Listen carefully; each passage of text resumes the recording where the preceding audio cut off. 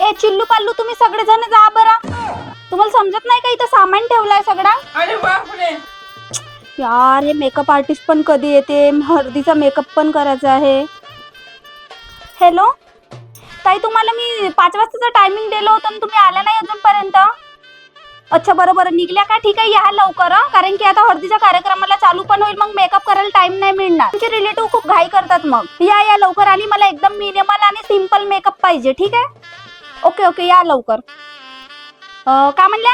Extra room वगैरे नाही भेटणार, कारण की आमच्या घरी खूप पाहुणे आहेत, सगळे इकडे तिकडे कोकाटाचे. तुम्ही या आधी, नंतर बघू आपण.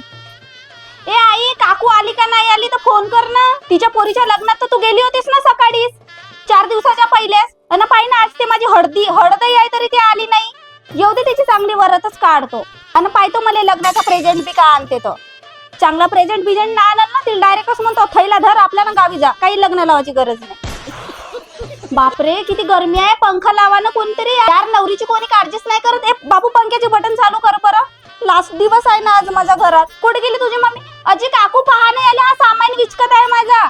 मामाचा आवाज येत आहे. मामा आला वाटते माझा. मामानं आणलं का आणलं? बापा मामा तर बेड घेणार होता ना, हे सोफे काऊन घेऊन आला?